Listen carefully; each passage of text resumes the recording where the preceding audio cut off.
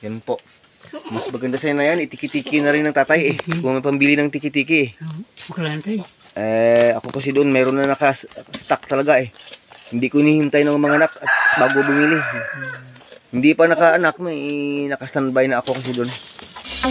Pero bago po natin pag-usapan yan, kung bago ka pa lang sa channel ko, paki-like naman po, comment, share, and subscribe. At huwag kalimutang i-hit ang ating button bell para ma-notify po kayo sa ating mga bagong upload. Nag-uumpisa na mag-labor itong kambing ng tatay. Mula pa kayo ng umaga, iyak ng iyak. Suspected namin mamaya mga 1 hour to 2 hours from now, mga anak na ito. Lumabas na ng sign sa kanya kasi mga ka-agri. Yan, puspusan pa siya sa kain. Pakita na natin sa inyo mamaya kung lumabas yung baby. Tanungin natin si Ma'am Che. Ano kaya sa palagay mo, Ma'am Che? Babae o lalaki yung anak? Yan ang hindi natin alam. Yan ang hindi natin alam kasi hindi natin tawag ron na pregnancy test at saka na na kuna ng ano ba yung term para malaman? Ultrasound. Hindi kasi yun ang ultrasound eh. Itong si Blackhead eh. Hindi nga ito siya katabaan kasi nga nang dumating dito medyo pumayat talaga siya. Buti na lang naagapan namin ng ng Filmendasol kaya medyo gumanda yung katawan. Pero maganda po yung bulas ng kanyang didi po. Ayan po. Maganda po. Dami niyang milk so ibig sabihin may enough na supply sa magiging baby niya. Dugtungan na lang natin mamaya pag nalabas niya yung baby niya. Ayan po, nanganak na rin siya. After 1 hour. So 30. Ito po, babae rin po siya. Ganda ng baby niya haba rin ng tinga. Ngayon ang nanay niya. Napadiri na po natin ng minsan ng colostrum. Pero medyo mahina pa konti yung strength. Kaya po konti ay padiri natin ulit. Hindi ko alam kung anong pangalan nito. Itong Blackhead ng tatay. Yan po, ng anak. Itong si Blackhead. Okay. Try natin hawakan muli yan at saka padidiin mamaya. Para po maging malakas na po talaga siya. Kasi ang haba po kasi ng pag-labor nitong nanay niya. Mula pa po kaninang umaga, iyak nito. 8 in the morning pa lang, ngayon 12:30 ng anak. Quarter to 1 talaga lumabas. 12:30 to quarter to 1 talaga lumabas. So yan po, medyo napagod masyado. Yan. At least nakaraos na yung nanay. Hinintay na natin yung kanyang placenta na lumabas. Palagay ko wala ng pangalawang baby. Ito lang talaga kasi first time niyang mga anak. At saka hindi po kalakihan yung kanyang tiyan. So, feeling ko, ito na lang talaga isa yung anak niya. Anong pangalan nitong baby niya, tay? Ni Blackhead mo? Wala pa pangalan. Ayan. Mamaya, lalakas na yan. Padidiin natin mamaya. Dugtungan natin yung video mamaya nito. Ayan po, kinakausap na ang nanay niya. Wow. Ayan, nagtitraining na siyang tumayo kanina. Try natin hinawakan na patayuin ay nakatayo na po talaga siya. Pero medyo mahina pa ng konti. Palagay ko ay mga 30 minutes from now ay talagang kayang-kaya niya lang. Ayan po, kayang-kaya niya na sa kanya lang makatayo. Mabilis lang sa kambing, ganyan po. Mamaya pag makuha niya yung balance niya, siya na rin mismo yung pupunta sa dede ng nanay niya. Ayan po.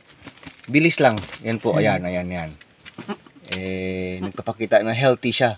Mahirap kung 2 oras na, 3 oras na, 4 na oras, hindi pa rin siya makakatayo sa sarili niya. Medyo magkakaproblema tayo sa mga baby kambing. Pero pag ganito po, kasi napadili natin ng colostrum na kanina ng konti, kaya yan, mabilis lang lumakas pag nakadede yung mga baby kambing kasi Inawakan natin kanina yan na basang-basa pa yung katawan para makadede. Yan yung ginawa natin.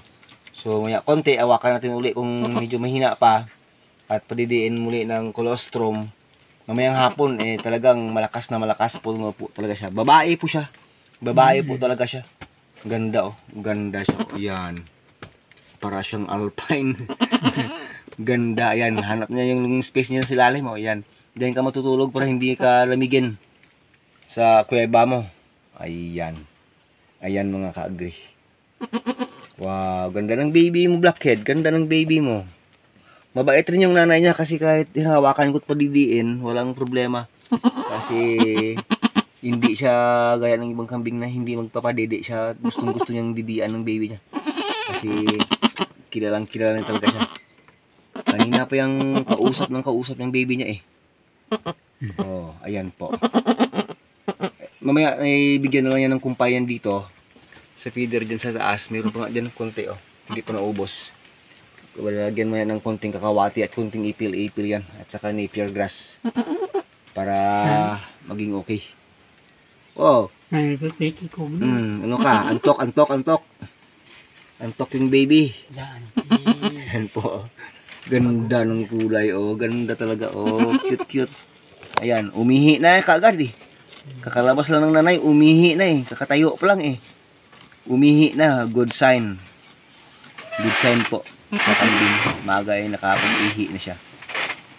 Oh, hindi na pa nakuha yung white na sapatos sa paa eh. Nandyan pa nga eh.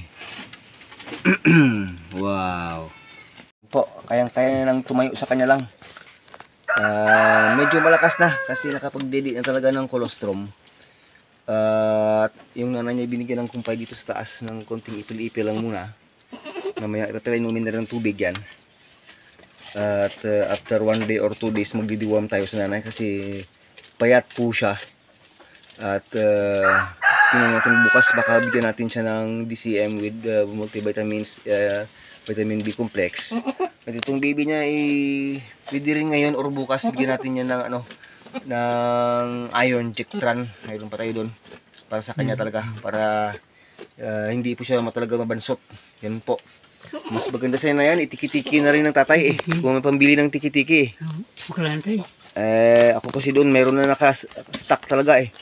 Hindi ko hinihintay ng mga anak at bago bumili.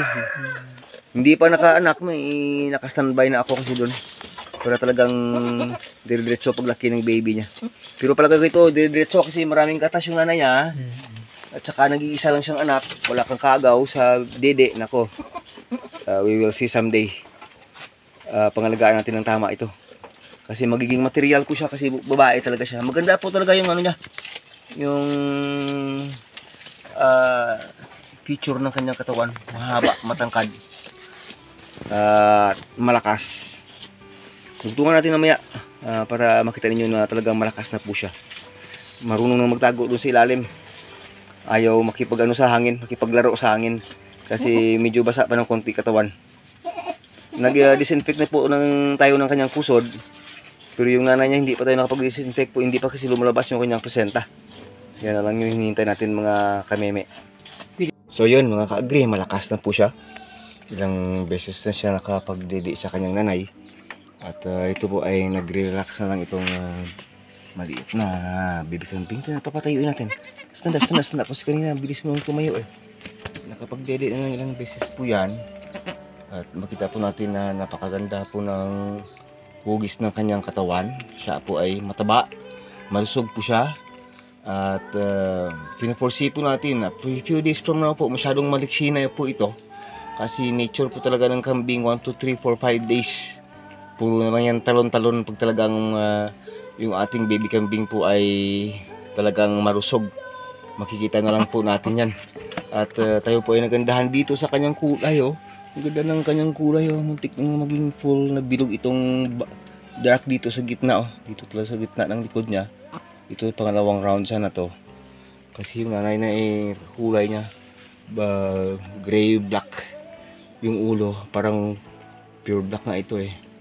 Tsaka yung kanyang katawan ay white na white. Kaso lang meron siya ditong pabilog-bilog dito. Yung nanay niya wala. Traditional type talaga yung nanay niya.